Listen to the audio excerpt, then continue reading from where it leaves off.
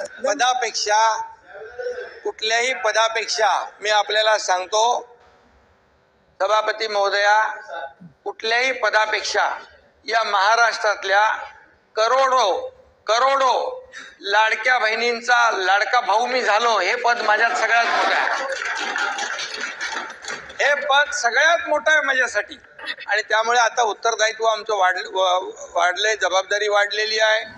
नमस्कार, मी अजित पालव. पुन्हा एकदा आपलं सगळ्यांचं आजच्या व्हिडिओमध्ये स्वागत. आताच आपण पाहिलं उपमुख्यमंत्री एकनाथजी शिंदे विधानसभेमध्ये काय म्हणाले. मंत्री पदाची शपथ घेतल्यानंतर पहिल्यांदाच ते विधानसभेमध्ये बोलत होते. त्यांच्या संपूर्ण भाषणामध्ये विषय होता तो म्हणजे लाडकी बहीण योजना. तर लाडकी बहीण योजनेअंतर्गत महिलांना 6वा हप्ता केव्हा मिळणार आणि किती मिळणार, त्याचबरोबरीनं यापुढं कोणत्या महिला लाभार्थी असणार आहे याबद्दलची संपूर्ण माहिती तुम्हाला या व्हिडिओमध्ये मिळणार आहे. आणि दुसरी आनंदाची बाब म्हणजे आता तुम्ही अगदी सोप्या पद्धतीने तुमचं यादीमध्ये नाव आहे की नाही ते देखील चेक करू शकणार आहात. ते कसं करायचं व्हिडिओच्या पुढे मी तुम्हाला सांगितलं आहे, त्यामुळे व्हिडिओ शेवटपर्यंत पहा, कुठेही स्किप करू नका. अगदी 4 छोट्या स्टेपचा वापर करून तुमचं यादीमध्ये नाव आहे की नाही ते आता तुम्ही चेक करू शकणार आहात. चला तर व्हिडिओला सुरुवात करूया. तत्पूर्वी तुम्हाला सर्वांना एक विनंती करतो, आमच्या कुटुंबाचा एक भाग होण्याकरिता चॅनलला अजून सबस्क्राईब केलं नसेल तर लगेच करून घ्या, बेल आयकॉन दाबा आणि व्हिडिओ आवडलाच तर एक लाईक मात्र अवश्य करा. त्याचबरोबरीनं आतापर्यंत तुम्हाला किती हप्ते आले आणि तुमचं यादीमध्ये नाव आहे की नाही ते मला कमेंट करून नक्की कळवा. तुम्हाला काहीही अडचण असेल तर तुम्ही मला कमेंट करून विचारू शकता.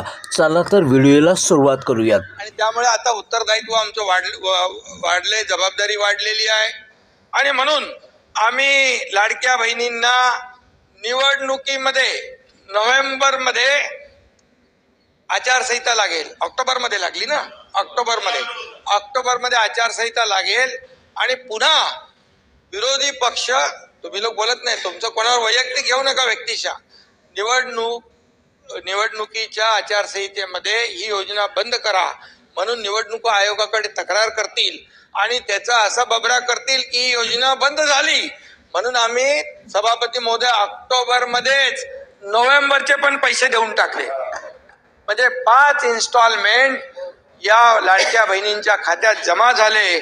आणि आताच्या पण पुरवणी मागण्यामध्ये डिसेंबरच्या साठी 1400 कोटी रुपयाची तरतूद केलेली आहे. त्यामुळे ही योजना बंद होणार नाही. माझ्या एकाही पात्र लाडक्या बहिणीच्या खात्यात जाणारे पैसे बंद होणार नाहीत, हा त्यांच्या लाडक्या भावाचा शब्द आहे.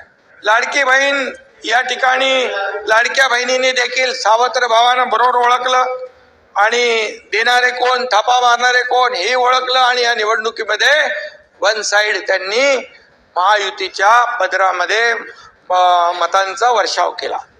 आणि म्हणून तुम्ही शशिकांतजी, तुम्ही लाडक्या बहिणींच्या बाबतीत बोलले, लाडक्या बहिणींनी घाबरून मतं घेतली त्यांची.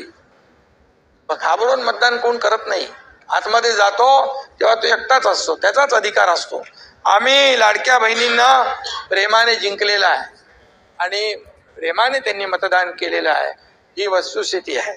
आणि म्हणून विरोधकांना देखील खोडे घालणाऱ्यांना जोडे दाखवून मतदान आम्हाला केलं. त्याचं नाव घ्या म्हणजे तिकडे नाही बोलत मी, त्याचं नाव घ्या म्हणजे शांत राहतील. तुम्ही उल्लेख केला, त्याचं उत्तर दिलं की मग त्यांना बरोबर उल्लेख केला ना मी. आणि म्हणून उत्तर मुख्यमंत्री अन्नपूर्णा योजना आम्ही देखील सुरू केली, त्याचाही उल्लेख आहे. 89 लाख कुटुंबांना वर्षातून 3 सिलेंडर मिळणार मोफत. कधी मिळाले होते, कोणी दिले होते, कधी कुठली योजना होती? या योजना आम्ही केल्या. मुख्यमंत्री लेक लाडकी योजना केली, 34,000 लाडक्या लेकींना त्याचा फायदा झाला. 3.5 लाखापेक्षा जास्त मुलींना मोफत व्यावसायिक शिक्षण योजनेचा लाभ घेतला. मी आपल्याला एवढंच सांगतो, मुख्यमंत्री माझी लाडकी बहीण योजनेअंतर्गत 2,34,00,000 लाडक्या बहिणींना अगोदर त्याची टिंगल करत होते. लाडक्या बहिणींना भीक देत आहे का, लाडक्या बहिणींना विकत घेत आहे का? 1500 रुपये म्हणजे काय? 1500 रुपयात काय होतंय? अरे सोन्याचा चमचा घेऊन जन्माला आलेल्या लोकांना आणि पैशाच्या राशीत लोळण घेणाऱ्या लोकांना 1500ची काय कळणार?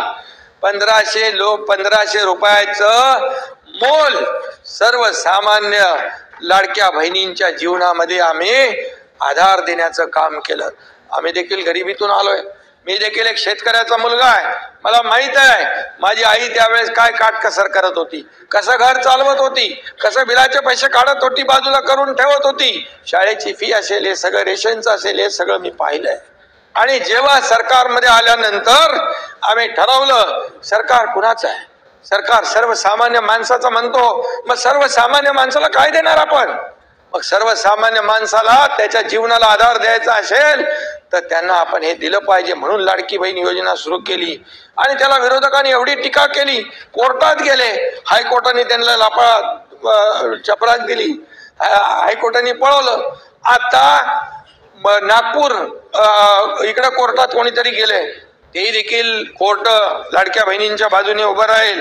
आणि म्हणून पैसे मिळणार नाहीत असा आरोप करणारे लोक, पहिला हप्ता गेल्यानंतर सभापती महोदया म्हणाले आता लवकर पैसे काढून घ्या, नाही तर सरकार काढून घेईल.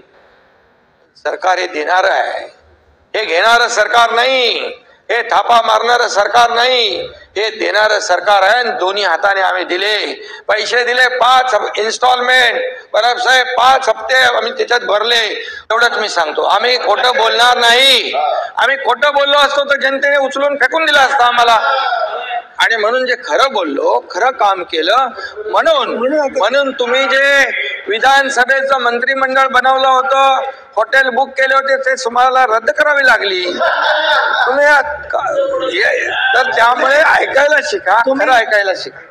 आणि खरं म्हणजे ते आता काय जे मी बोलतोय ते खरं तुम्ही त्यांच्याकडे सत्य आहे. बघून बोलू नका. तुमच्याकडे तुम्ही माझ्याकडे बघून बोला, कारण त्यांच्याकडे बघून बोला की त्याला अस्वस्थ आणि होते. बघा, कारण काही गोष्टी आणि नियम 58 सभापती महोदया झाले का? मी म्हटलं अंबादासकडे बघून बोला, हेमंतकडे बघून सभापती बोला. महोदया नियम 58 मध्ये स्पष्टपणे नमूद आहे. राज्यपालांचे जे अभिभाषणात ज्याचा उल्लेख आहे त्याचा आपण त्याच्यावर बोलू शकतो. आता बघा, परिच्छेद 12 मध्ये मुख्यमंत्री माझी लाडकी बहीण योजना उल्लेख आहे त्यांचा. आता लाडक्या बहिणीबद्दल बोलू नको का? त्याचा विरोध केला या लोकांनी, कोर्टात गेले आणि बंद करा म्हणाले. आता तुम्ही परत जखमांवरची साल्टी काढताय. पुढे चला पुढच्या मुद्द्यानं. खरं आहे ना. तुम्ही कसं आहे, मी बघा सभापती महोदया, तुम्ही मला सांगा, हे विरोधी पक्ष पण सगळे जे आहेत, हा एकनाथ शिंदे 2.5 वर्ष पायाला भिंगरी लावून फिरून काम केलं की नाही? चला आपल्या मनाला विचारा. चला अंबादास बोला.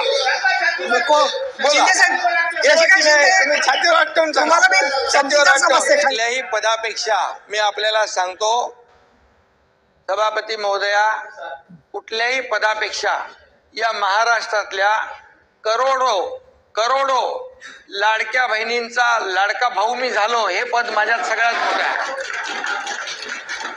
हे पद सगळ्यात मोठं आहे माझ्यासाठी.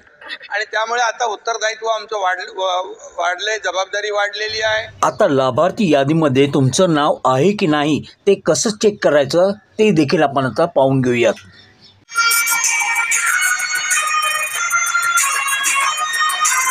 आता येथे पाहू शकता नाव कसं शोधाल.